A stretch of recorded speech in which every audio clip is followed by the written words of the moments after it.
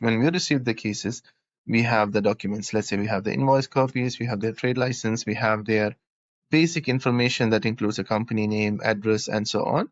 We initially run through the government portals. We check the names are correct, like there is no ambiguity with any of the information that has been provided.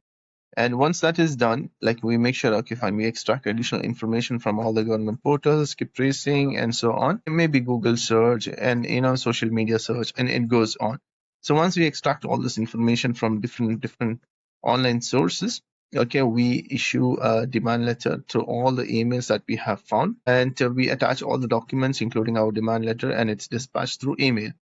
Once email is done, and if we see there is no response within 3 days, then we visit their premises if it is within our zone, and then we try to find the key members of the company. We try to meet them, we try to negotiate the case, we try to deliver the documents and the demand letter in person, and then we reach to a settlement agreement if there is no dispute. This gives us the clarity whether the company is active, it's closed, or to have a basic understanding. Okay, fine, this company is, let's say, a small medium enterprise, or if it's a medium enterprise, or if it's a large company that has heavy machineries and a lot of vehicles, a lot of commercial vehicles, trucks, employees, and so on. So this gives us a basic understanding. Okay, this company is worth our process. Let's say that if at some stage they are not willing to pay, we can confidently recommend to our clients that, see, this company has a lot of assets, they have a lot of employees, they have a lot of bank balance, and so on. Because over here in the UAE, now with the recent development, the rules, especially about salary payment and so on 30th or on 1st of every month, you need to dispose the salary of all the employees. So when we visit a company and we see that, okay, this company has 30, 50, 80, 100 employees, that means on an average, they need at least 3 million, as if you're calculating a bare minimum wage, they need 3 million in liquidity to pay off the salaries. So that means this kind of companies have huge potential for a collection if we proceed legally. So this is where our visit leverages our decision making, and it also helps the client to take a better informed decision. Okay, so this is like a total different thing. That's what's happening in the Middle East. See, when you have a commercial case, we have the privilege, we have the authority to visit their company during their working hours, meet the concerned officials, deliver the message, of course, professionally and amicably. We need to maintain that decorum with our communication, our dressing, our communication etiquettes. Everything needs to be 100% professional. We make sure that there is a proper dress code, there is a proper language, there's a proper module that is utilized in different scenarios. So we have a very, very strict compliance, and everything is monitored here by our company management and the legal team. So the moment they go off the track, we immediately pull them off. No, this is our customers, this is our certain clients, relationships. We need to make sure that it's always in compliance with the regulations. So this helps us. This gives the clients a confidence. Okay, they can confidently trust the case to us. We are not jeopardizing their relationship. We're not jeopardizing their business. We're not jeopardizing their goodwill in the market or anything as such. So you give us a case, we make sure that the client is happy. Skip tracing is first thing, validating the existing information. So if we find the same information on the portal as well, so that means we know that information is correct. It's nothing, it's not fake information, it's not fake emails. That's number one. Second, it gives us certain emails that maybe the client have missed, or maybe they didn't have it. Sometimes, we have noticed that several times the client sending messages to sales@info.com or sales or just inquiry. Nobody checks that emails, maybe. But what we do, we try to find out the right person. Let's say you are Lars and you are serving at certain capacity in your company. So the matter needs to be addressed to the right person. So this helps us to deliver the message to the right person, ensuring that the documents are given to the right party, the demand letters are issued to the right party, and then they delegate the matter to their subordinates or to their payable teams or finance team, or it goes on. So this gives us a leverage with skip tracing. When it comes to consumer debts, we would say that consumer debts, first thing we need to understand that we cannot visit them, we cannot contact their workplaces, we cannot send demand letters to their company, we cannot inform their HR, any other third party apart from the right owner of this debt. That's number one. Second thing, we cannot visit their houses. We cannot, meet them in the streets, meet them in the hospitals or any other place. When it comes to consumer cases, we have to purely rely on the information that is provided by the client. But apart from that, we do conduct skip tracing, which is including teleco search, email searches, social media profiles. This is to primarily extract information to reach the person. And again, once we collect this information, we do not directly dispatch the documents or the demand letter. We contact, we verify if this email and the numbers belong to the right person, the right party. And after that, we deliver the demand letter and the case documents. Once we verify, that means you need to pick up the call and say, yes, I'm so-and-so person. What are you looking for? Or in the email, they should reply, yes, I'm so-and-so person. Please let me know how can I help you. Then we immediately dispatch the documents to them, and then we'll ask them to review it and get back to us. This is how we handle consumer cases. We try to identify what's your reason to not pay. Like if they give us like a proper, genuine explanation backed by proofs. Let's say that you are dealing with a service industry or you're dealing with an product industry, and there is genuine quality issues that was reported earlier, that was highlighted to the management, and you have all documented through emails and messages. Yes, this kind of disputes, we can actually support the defaulting party because they have a genuine concern, and we take it forward to the client and we'll explain them backed by the proofs. If there is no proof, definitely we do not entertain this kind of vague excuses. It doesn't make any sense, because just like any other defaulter, they're just trying to buy time or they're trying to evade payment. We initially check their capacity, whether this company is like in a proper healthy situation. Let's say some people, they give us like in a long payment plan because they already have a plan that they're going to wind up their business in the next 3 months or 4 months or 6 months. So what they do, they maybe pay 1-2 months and then they just keep the remaining. So they get that cooling period.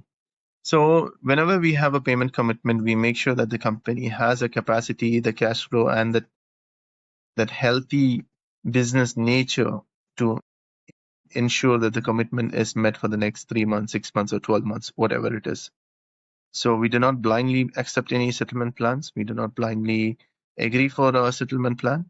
So we make sure that proper due diligence is conducted before we engage in any settlement plan. When it comes to installment plans, we cannot charge any interest. We cannot charge any late fee. However, you need to know that if there is any such clause that has been mentioned in the contract or in the invoices and it has been signed and stamped by both the parties, then yes, we can enforce that clause into a settlement plan. We can demand for the late charges, we can demand for the additional cost of recovery, and so on.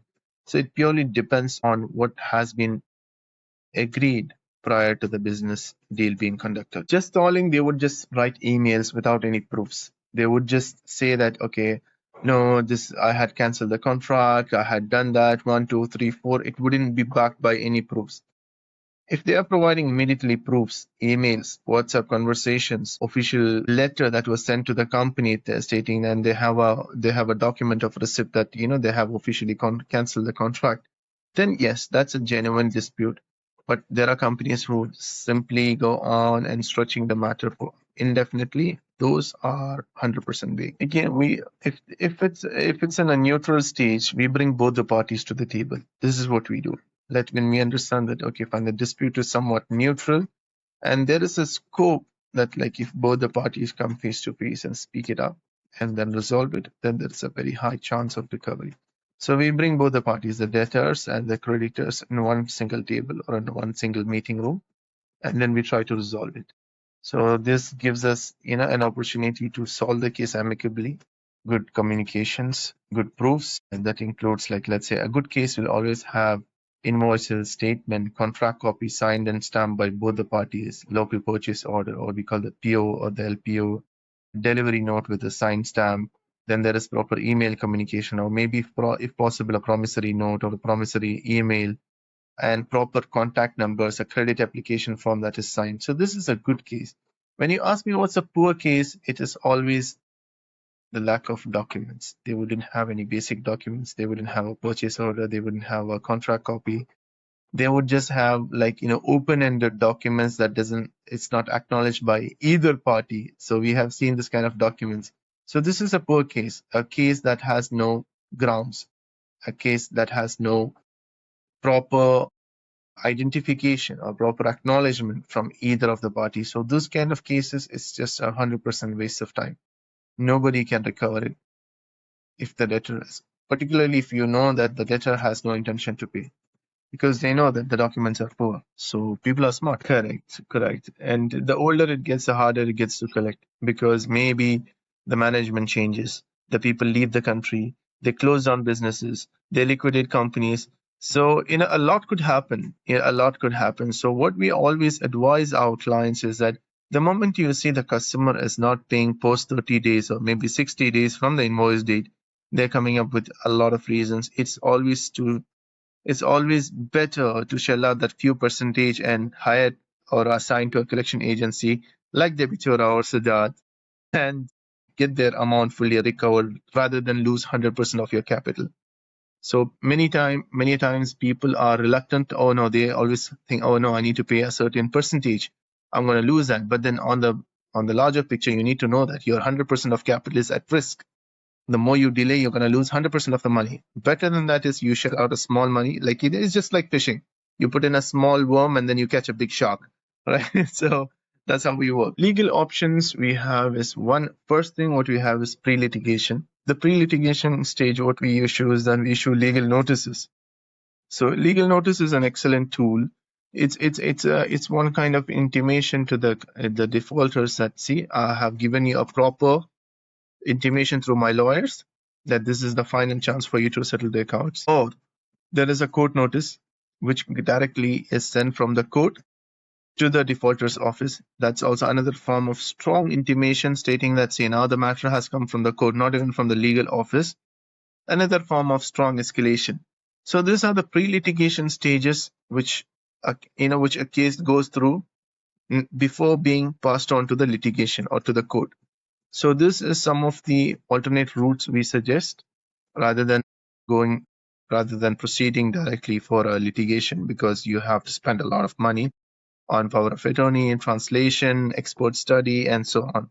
So these two routes, like let's say, like if you take 10 cases, out of 10 cases and you send a court notice or a legal notice to 10 of them, and then at least 8 of them or maybe 7 of them would respond positively and state that, no, please, I'm interested to settle the case amicably. I want to do 1, 2, 3, 4. Because they know that you have already invested in that legal notice and the court notice, and the next step is not so far. Yes, there are different routes, because when it is a disputed debt, then the court appoints an expert to study the case. They try to, and there is additional cost, of course. They try to study what exactly is the dispute, what has been the turning point for the defaulter to not pay the outstanding, and so on. So an expert is appointed by the court to study the whole case, the document, the scenario, and then he or she submits the document to the court. And based on that, the judge takes the next course of action. And if it's not disputed, then of course it goes through its legal phase. The case, like first you get the power of attorney registered, then the lawyer is appointed, then the documents are translated, then the documents are submitted to the court, then you get the first hearing, second hearing, and then eventually you get the final judgment. So this is the two different phases of the litigation, and two different phases of the disputed and the non-disputed cases in the UAE. We would say at least $10,000, at least $10,000 in minimum outstanding, and above, like anything about $10,000 can be considered, but anything below that for civil amicable is not recommended for litigation. We can see once we have a legal order or the judgment from the court, we can request the court to do certain activities that actually pressurizes the defaulter to pay. One is to freeze their bank accounts. That's number one. So that their current account, the savings, everything gets frozen. Okay, unless this debt is solved. Second is to collect the money, whatever is within that account, and recover your debt. That's number two. 3 is to find out the assets. If let's say that it's a bottling company, or let's say it's a factory and they have machines worth 1 million dirhams. So they will be forced into liquidation. So these companies, they will not entertain liquidation because maybe the outstanding is like 10,000, 20,000, 30,000, and they don't want a $1 million, $2 million company to be liquidated to pay 2,000 or 20,000, right? So this kind of companies, when they see this kind of orders from the court, they immediately either they defend or they immediately come up to a settlement plan. This is what companies do. Insolvency procedures, see what happens is they go through a certain, like, it depends now. In here we have a lot of zones. Like we have Dubai mainland, is Ajman free zone, then there's a different kind of free zones. So every different zone have different procedure to get their company liquidated. And before getting liquidated, they need to do a publication in the newspaper, then a local newspaper, and try to inform officially that they're being liquidated, and anyone who has any amounts to be collected, they can visit their office and claim the amount before being shut down. We can say 60 to 90 days is a fair timeline to handle the case. And beyond 90 days, and there is absolutely no returns, in the sense that we cannot find the debtor, we cannot locate the company, we visited their close, and then it's total negative. It's like a mountain of red flags. Then we close it. Legal, when it comes to check bounce cases, if you have a security checks and certain kind of instruments where the customer is promising, then we can say around like 4 to 6 months.